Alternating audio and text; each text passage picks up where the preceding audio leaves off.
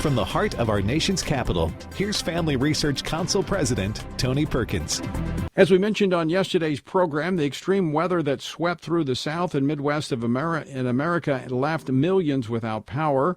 Should this prompt a reevaluation of the Biden administration's energy policies? Also, Secretary of Defense Lloyd Austin has issued a stand-down order to each branch of the military to discuss extremism within the ranks. But what does that mean?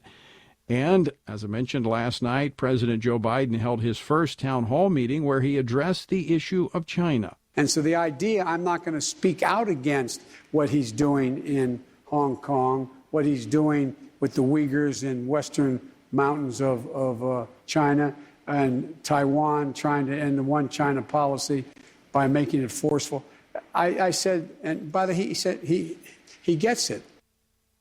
We'll join him now to talk about all of this is Senator Tom Cotton of Arkansas. He has served as an Army officer in Iraq with the 101st Airborne.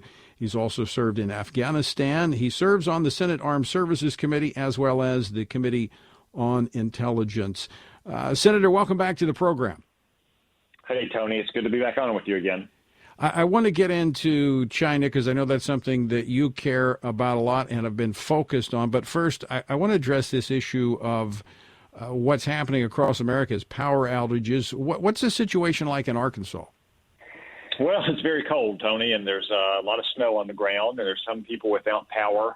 We've had some strain on our grid system, and obviously anytime you have ice with above-ground wires, you have a chance of damage to those. I just want to encourage all my fellow Arkansans to listen to the governors and the local government's officials to make sure that everyone stays safe and warm and protected in this time. So let's just say a prayer for everyone across Arkansas and across this entire country who's dealing with this extremely cold and dangerous weather. Yeah, this is unique, record-setting. Not something we have a lot of, but we have seen more and more natural disasters, hurricanes, severe weather events, which I would include this in that category. But some are saying, because, for instance, in Texas, where there has been an over-dependence upon renewable energy, is this something that should prompt a reevaluation of the Biden administration's policies that they've already announced within the first days of cutting off the Keystone Pipeline, moving away from fossil fuels? Yes, Tony, I think it should. Obviously, Texas depends a lot on wind energy. It's pretty windy out there in West Texas. But one of the challenges of certain forms of renewable energy, like wind energy or solar energy, is it only works when the wind is blowing or when the sun is shining. And in this case, when it's warm enough for those windmills to turn. So that's an important part of America's energy mix. Don't get me wrong, but you have to have a certain amount of reliable baseload power that comes from coal or natural gas or nuclear power. And that's my understanding of what happened in Texas. Again, many factors, but because under normal times they get so much of their energy now from wind power, when these windmills were frozen and couldn't operate, it caused a surge in those baseload sources that their energy generating plants and their grid couldn't handle.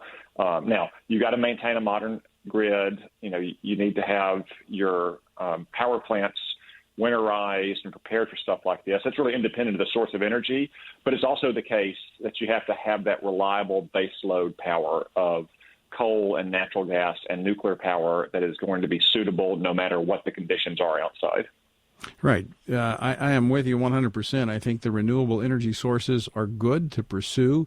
They can complement the basic energy supply, but in a situation like this, where you have freezing sub-zero temperatures in some places and people with no power, this is a very, very dangerous situation.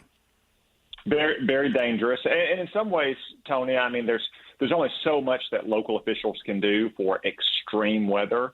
I mean, I don't think many people would expect, Galveston or Beaumont, Texas, to have a large fleet of snowplows, just like you wouldn't expect, a lot of northern European cities to have air conditioning in every home. And when they have a heat wave there, they have casualties too.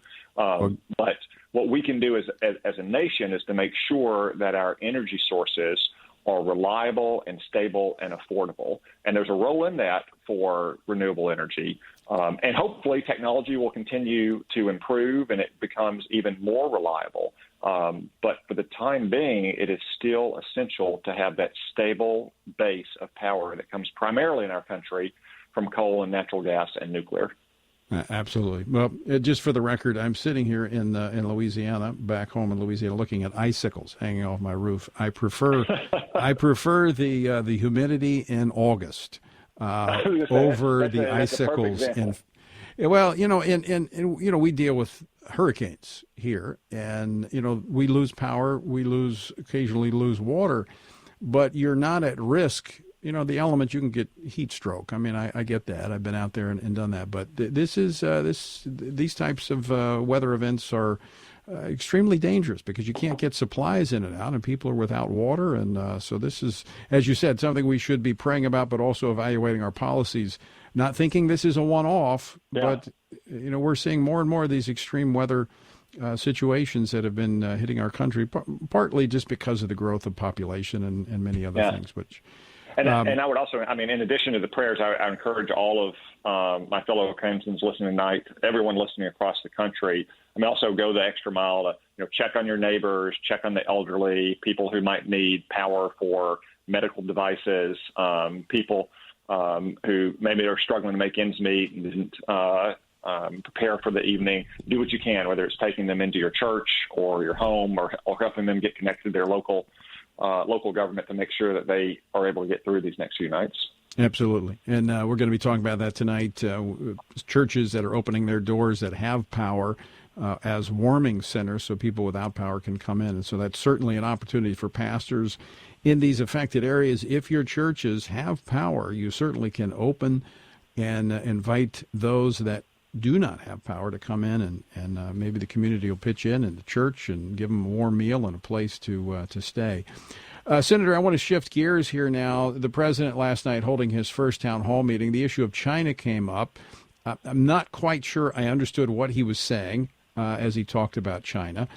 But this is something you are particularly concerned about. We've talked about it many times, the threat that we have from China, both economic and from a military standpoint.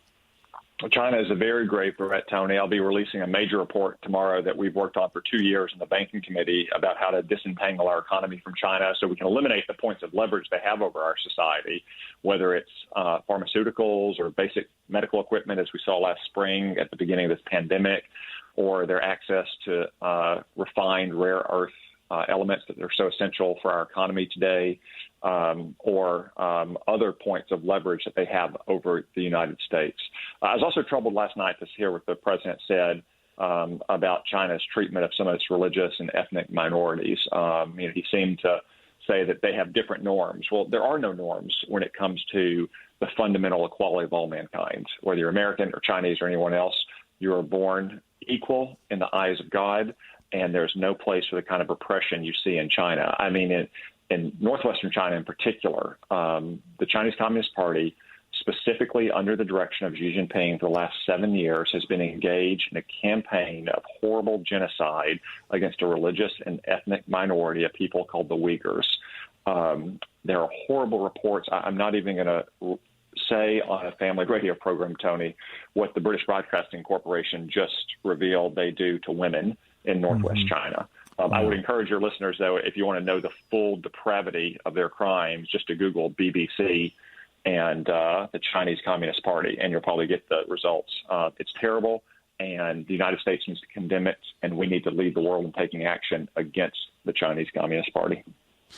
Senator, wouldn't history instruct us that if America looks the other way when these types of human rights violations take place, that it will only expand and others will take their cue that America doesn't care? That's exactly what history teaches us, Tony. We're talking about millions of people inside of China, not just in northwest China, but Christians throughout eastern China that have tried to practice our religion in private churches, having their homes invaded. Democracy activists in Hong Kong have been persecuted terribly. And the United States has to lead the world in condemning these kind of practices. And it's not just a moral imperative, it's a strategic imperative.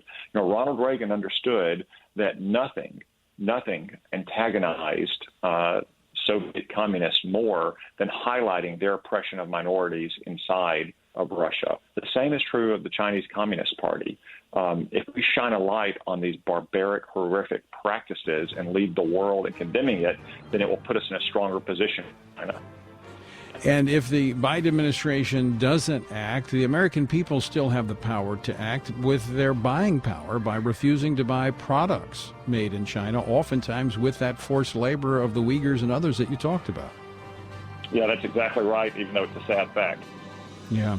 Senator, we're out of time. Look forward to seeing your report that comes out tomorrow, and thanks so much for joining us this afternoon, and stay warm. Thank you, Tony.